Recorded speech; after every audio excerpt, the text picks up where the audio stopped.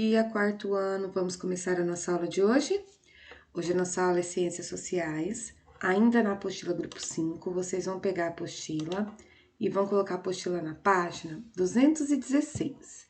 Meninos, hoje nós vamos falar sobre inclusão, especialmente a inclusão de cegos e surdos, né? Vocês sabem que uma pessoa cega é aquela que não tem a capacidade de enxergar. E uma pessoa surda é aquela que não tem a capacidade de ouvir. Geralmente, a pessoa, quando ela nasce surda, ela não desenvolve a fala. Por quê? Porque se ela não escuta, ela não consegue pronunciar o som. Mas nós temos também as pessoas que são consideradas deficientes auditivos.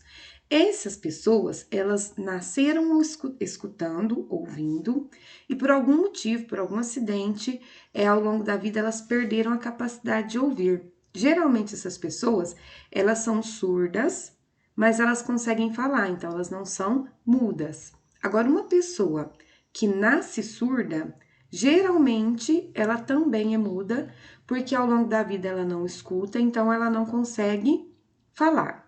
Para que os surdos possam se comunicar, existe uma linguagem que é a Libras, Linguagem Brasileira de Sinais, é isso que significa. Essa linguagem brasileira de sinais, ela é considerada a segunda língua oficial do Brasil, e a gente vai aprender agora um pouquinho da história que aconteceu até que essa linguagem de sinais fosse considerada uma linguagem oficial do Brasil.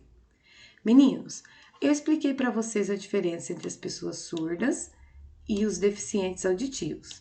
Surdo é a pessoa que já nasce sem ouvir. Deficiente auditivo é aquela pessoa que ao longo da vida perde a capacidade de ouvir.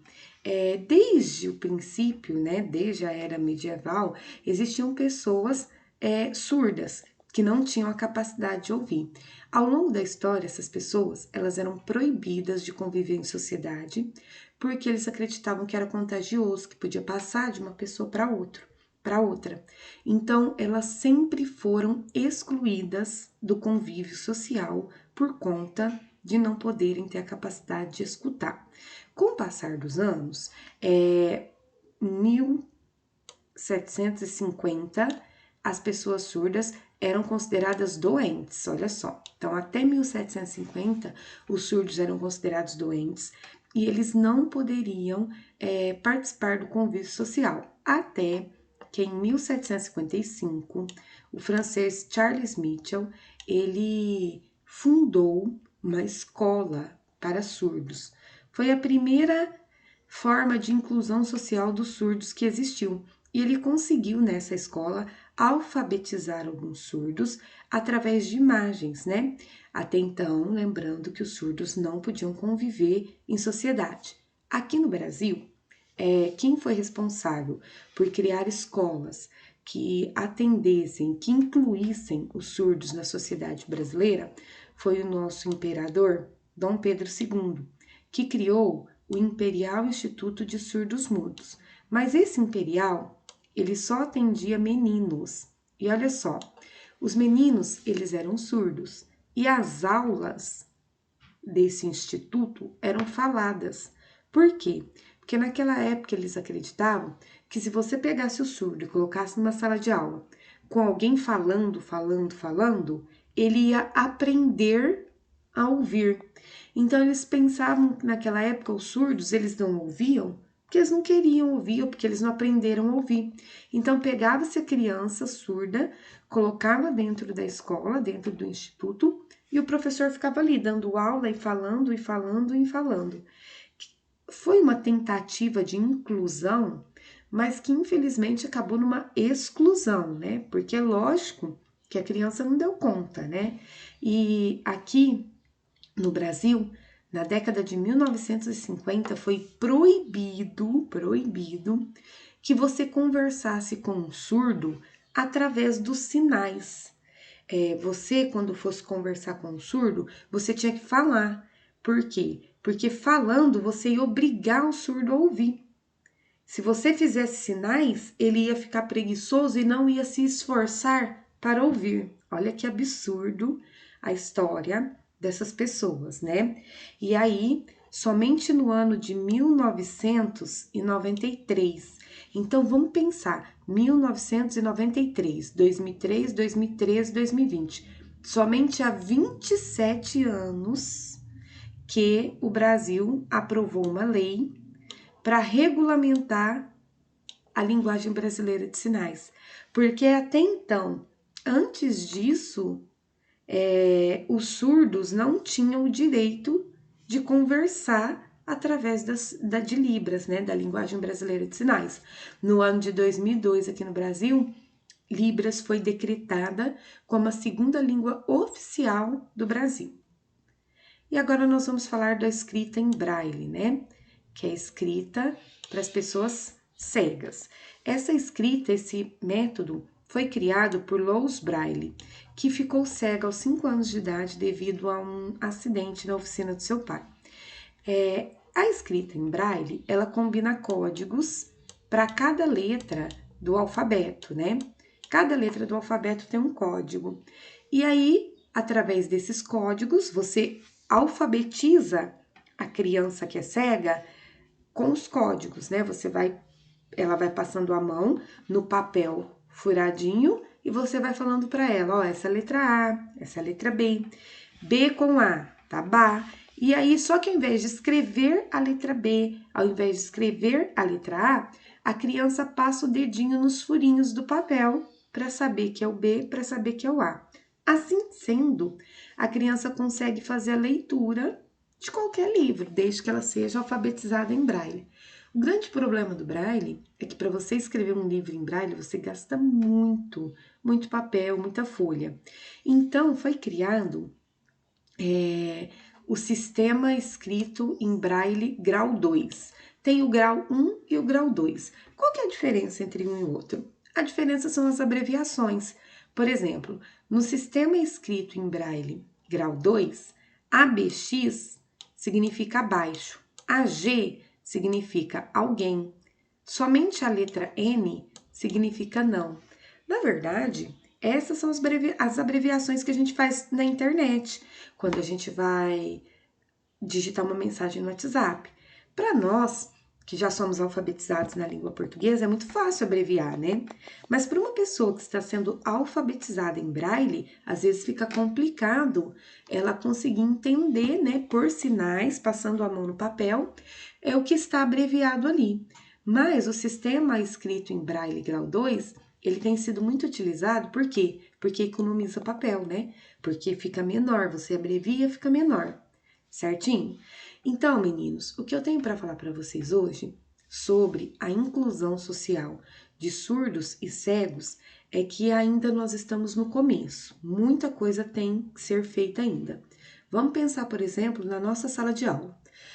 Vamos imaginar que a gente recebesse uma criança surda dentro da sala de aula. Será que nós ali, eu e vocês, estamos preparados para lidar com essa criança?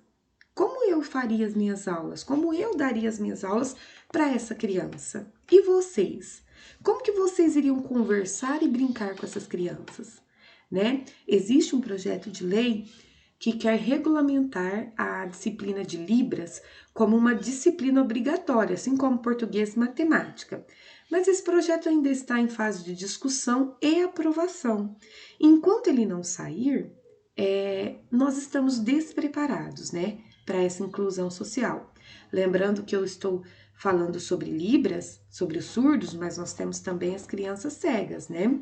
Imagina que a gente recebesse um aluno cego na nossa sala. Como seriam as minhas aulas? No caso das minhas aulas, como que ele ia enxergar os meus vídeos, as minhas imagens?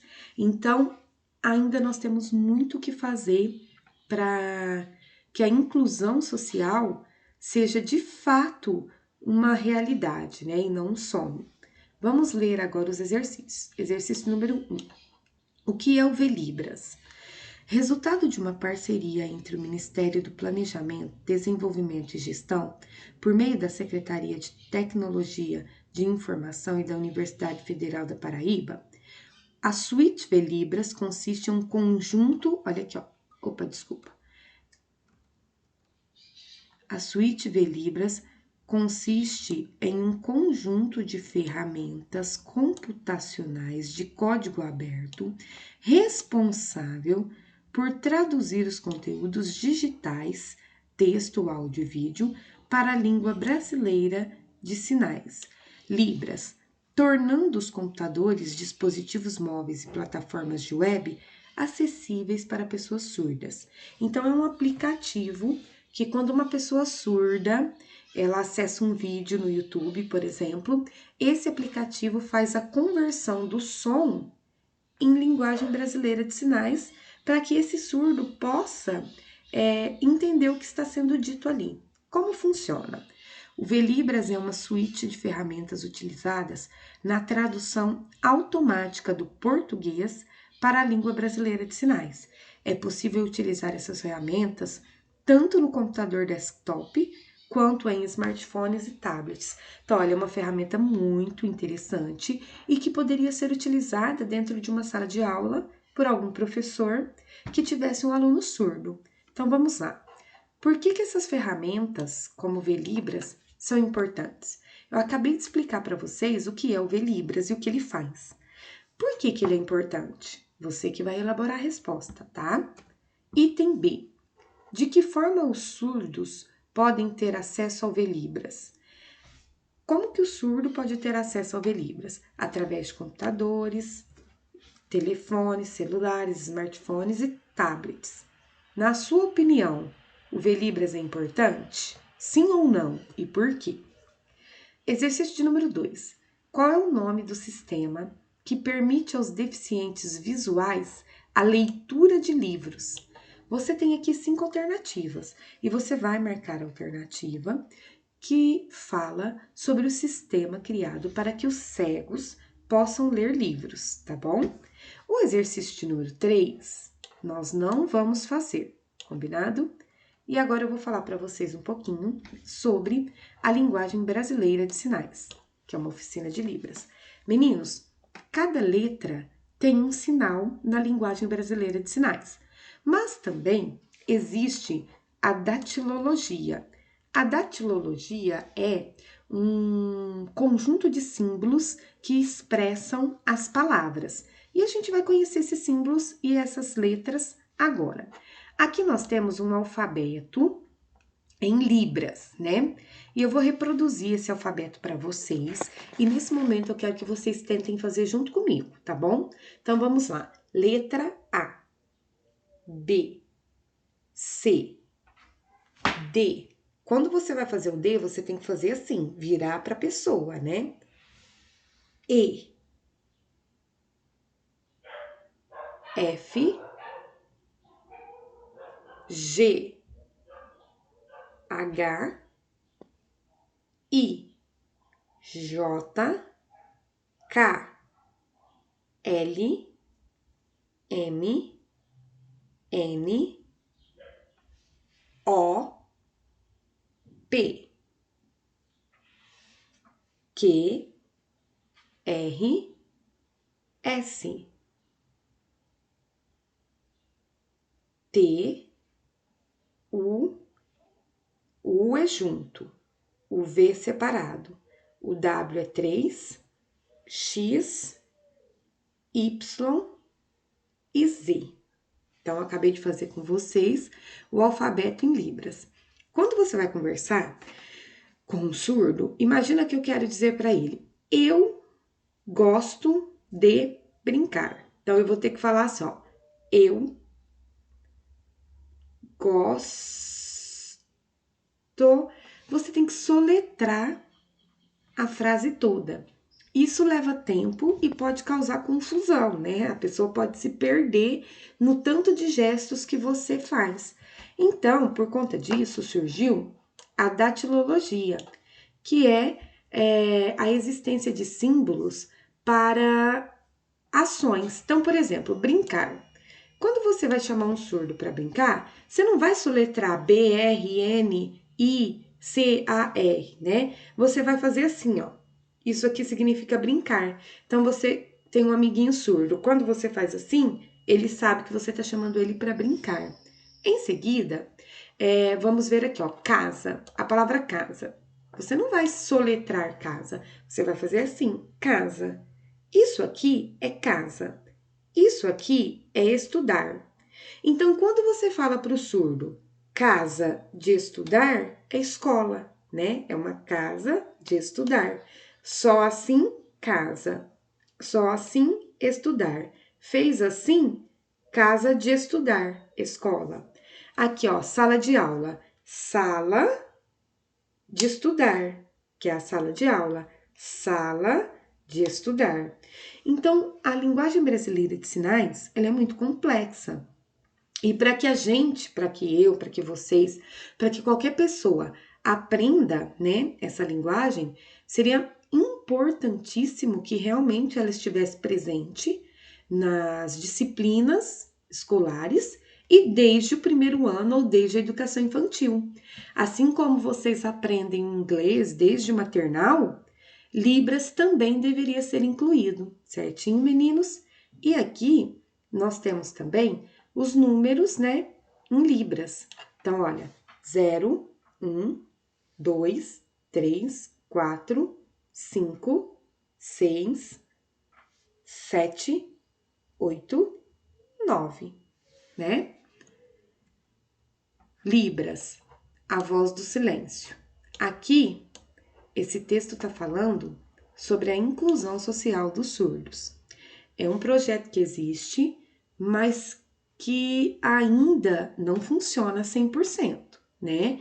Porque geralmente quando uma escola, uma sala de aula, ela recebe um aluno surdo, nem o professor, nem os gestores e nem os alunos que estão ali naquela sala conseguem manter uma comunicação com essa criança. E geralmente eles se comunicam, lógico, mas não através da linguagem brasileira de sinais, que é Libras.